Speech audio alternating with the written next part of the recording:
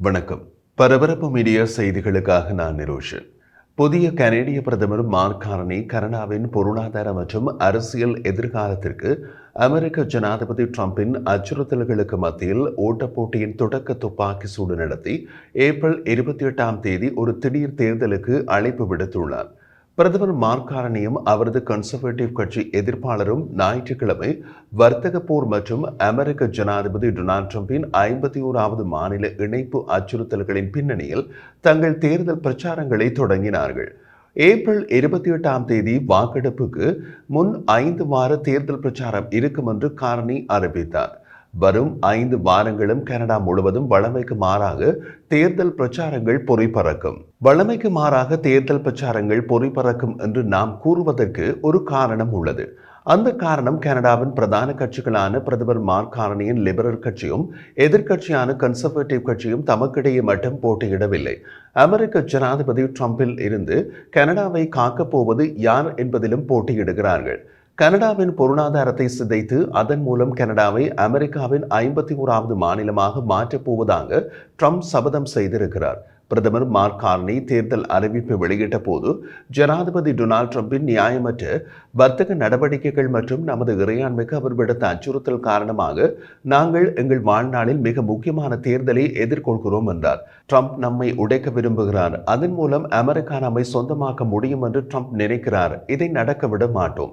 துரோகத்தின் அதிர்ச்சியில் நாங்கள் இருக்கிறோம், ஆனால் படிப்பினைகளை மறக்க முடியாது. நம்மை நாமே கவனிக்க வேண்டும், நாம் ஒருவரை ஒருவர் கவனிக்க வேண்டும் என்றார். இம்முறை தேர்தல் பிரச்சாரத்தின் முக்கிய கருப்பொருளாக ட்ரம்பின் பொருளாதார அச்சுறுத்தல் இருக்கும். அதனால் கனடிய தேர்தல் அறிவிப்பு கனடிய மற்றும் அமெரிக்க ஊடகங்களில் மட்டுமின்றி ஐரோப்பிய ஊடகங்களிலும் தலைப்பு செய்தியாகியுள்ளது. காரணம், ஐரோப்பிய நாடுகளுக்கும் ட்ரம்ப் ஏப்ரல் 2 பொருளாதார அச்சுறுத்தலை கொடுக்க போகிறார். அதனால் ட்ரம்பின் பொருளாதார தாக்குதல்களை கடுமையாக எதிர்கொள்ளக்கூடிய ஒரு தலைவர் அமெரிக்காவின் வடக்கு எல்லையில் கனடாவின் பிரதமராக வேண்டும் என்று எமது ஐரோப்பிய நண்பர்களும் எதிர்பார்க்கிறார்கள். 60 வயதான பிரதமர் மார்க் கார்னியால் ட்ரம்பின் பொருளாதார அச்சுறுத்தலை எதிர்கொள்ள முடியுமா? பிரதமர் மார்க் கார்னி வெறும் அரசியல்வாதி மட்டுமல்ல.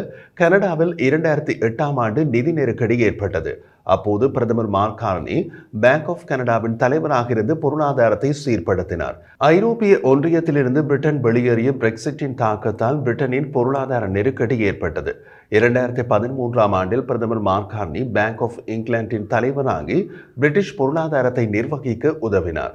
பிரிட்டனின் வரலாற்றிலேயே பிரிட்டிஷ் பிரஜையாக இல்லாத ஒருவர் பேங்க் ஆஃப் இங்கிலாந்தின் தலைவராகியது அப்போதுதான் முதல் தடவையாக நடந்தது.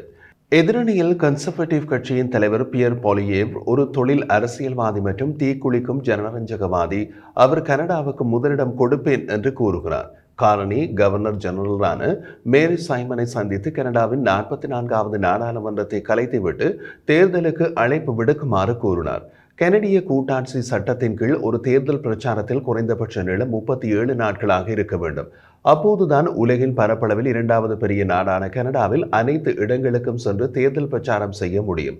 ஜனவரி தொடக்கத்தில் முன்னாள் பிரதமர் ஜஸ்டின் ட்ரூடோவின் ராஜினாமா அறிவிப்பை தொடர்ந்து 2 மாதங்களுக்கு ஒத்திவைக்கப்பட்ட நாடாளுமன்றம் திங்கட்கிழமை மீண்டும் கூட இருந்தது.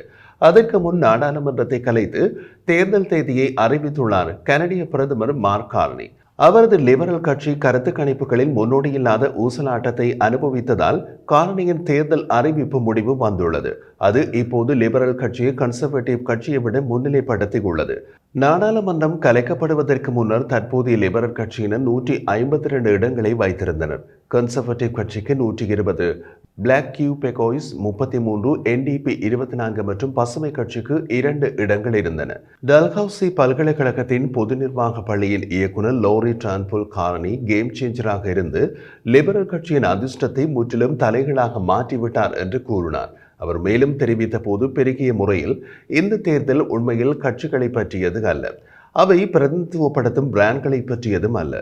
மக்கள் ட்ரம்பை வெற்றிகரமாக எதிர்கொள்ளக்கூடிய ஒரு பிரதமருக்கு வாக்களிக்க தயாராக இருக்கிறார்கள் என்ற உணர்வு அதிகரித்து வருகிறது என்றார். கருத்து கணிப்பு நிறுவனங்களின் பல ஆய்வுகள் பொருளாதார கொந்தளிப்பு, வர்த்தக பேச்சுக்கள் மற்றும் விரோதமான மற்றும் கணிக்க முடியாத வெள்ளை மாளிகையுடனான உறவுகளை கையாள்வதில் கன்சர்வேட்டிவ் தலைவர் பியர் பாயிலிவ்ரேவை விட கனேடியர்கள் மிகவும் திறமையானவர் என்று கனேடியர்கள் கருதுகின்றனர். ட்ரம்ப் கனடாவின் அரசியல் கதைகளில் முக்கிய இடத்தை பிடித்துள்ளார். அமெரிக்காவின் நெருங்கிய நட்பு வடக்கை அண்டை நாடு மற்றும் அதன் மிகப்பெரிய வர்த்தக பங்காளிகளில் ஒருவரான கனடாவை இணைக்கும் இறுதி இலக்குடன் பொருளாதார போரை நடத்தப் போவதாக மீண்டும் மீண்டும் மிரட்டுகிறார். அதில் ட்ரம்புக்கே வெற்றி என்று நீங்கள் வாழ்த்து தெரிவித்து உடனே பின்னூட்டம் விட்டு விடாதீர்கள். காரணம், நீங்கள் அமெரிக்கராக இல்லாவிட்டால் கவலைப்படாதீர்கள். ஏப்ரல் 2ஆம் தேதி ட்ரம்ப் உங்கள் நாட்டுக்கும் பொருளாதார துப்பாக்கியுடன் வருகிறார். அப்போது வாழ்த்து தெரிவியுங்கள். ட்ரம்பின் அச்சுறுத்தல்களும் கனடிய பொருட்களின் மீதான இறக்குமதி வரி விதிப்புகளின் வாய்ப்பும் கனேடியர்களின் தேசபக்தியின் அடித்தளத்துடன் அமெரிக்க பொருட்களை புறக்கணிக்க அழைப்பு விடுத்து முழங்கைகளை உயர்த்திய கோஷத்துடன் கனடாவை மின்மயமாக்கி உள்ளது. தேர்தலில் நிச்சயமாக வாக்குச்சீட்டில் ஒரு கேள்வி இருக்கும். ஆனால் அது ட்ரம்ப் அல்ல, ட்ரம்பின் நிச்சயமற்ற தன்மை. அடுத்த 4 ஆண்டுகளுக்கு ட்ரம்ப் ஆட்சியில் இருந்தால் அவரது ஆட்சியின் இறுதி நாள் வரை அந்த நிச்சயமற்ற தன்மை இருக்கும். அதை கடுமையாக எதிர்கொள்ளும் வகையில் ஒரு பிரதமர் தேவை. ட்ரம்ப் கனடாவை எப்படியும் பல வழிகளில் பாதிக்க வைக்க முயல்வார். அந்த நிச்சயமற்ற தன்மைக்கு மருந்தாக இருக்கும் ஒரு தலைவரை கனடிய மக்கள் விரும்புவார்கள். கார்னி லிபரல் கட்சியின் தலைவராக அறிவிக்கப்பட்ட பின்னர் நீங்கள் கருத்து கணிப்புகளை பார்த்தால் இந்த நேரத்தில் கனடியர்களுக்கு தேவையான ஒன்றை கார்னி வழங்குகிறார் என்று மக்கள் நம்புகிறார்கள் என்பதை காணலாம். சனிக்கிழமை இரவு வெளியிடப்பட்ட ஒரு பிரச்சார காணொளி மில்லியன் கணக்கான பார்வைகளை பெற்றுள்ளது. அதில் கனேடிய நடிகர் மைக் மியர்ஸ் கார்னியுடன் கனடாவில் ஐஸ் ஹாக்கி ஜெர்சி அணிந்த விதத்தில் தோன்றினார். காமெடியனின் அடையாள சோதனையில் கனடிய கலாச்சார குறிப்புகளுடன் சாட்டர்டே நைட் லைஃபில் நீண்ட காலமாக நடித்த மியர்ஸை கார்னி கேள்வி கேட்கிறார். ஒவ்வொரு கேள்விக்கும் மியர்ஸ் சரியாக பதிலளித்த பின்னர் கார்னி அவரிடம், ஆஹா, நீங்கள் உண்மையிலேயே கனடியன் தான் என்று கூறுகிறார். எப்போதும் கனடா இருக்கும் என்று மியர்ஸிடம் கார்னி கூறுவதுடன் உரையாடல் முடிகிறது. இறுதி காட்சியில் கேமரா மியர்ஸை பின்னால் இருந்து காட்டுகிறது. அவரது ஜேசியில் நெவர் 51 என்ற வாசகம் பொறிக்கப்பட்டுள்ளது. இது எப்போதாவது அமெரிக்காவின் 51வது மாநிலமாக சேருவதை கனடா நிராகரித்ததை குறிக்கிறது. 24 மணி நேரத்திற்குள் இந்த விளம்பரம் 7 மில்லியனுக்கும் அதிகமான முறை பார்க்கப்பட்டது. இது கனடிய அரசில் விளம்பரத்திற்கான முன்னோடியில்லாத களவு.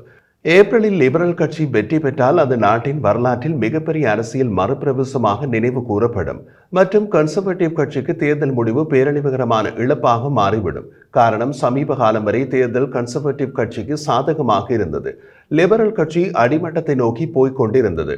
ட்ரம்ப் எப்போது வாயை திறந்தாரோ அப்போது வரைபடத்தில் லிபரல் கட்சி தலையை உயர்த்தி படம் எடுத்த பாம்பு போலும் மேலெழுந்து விட்டது.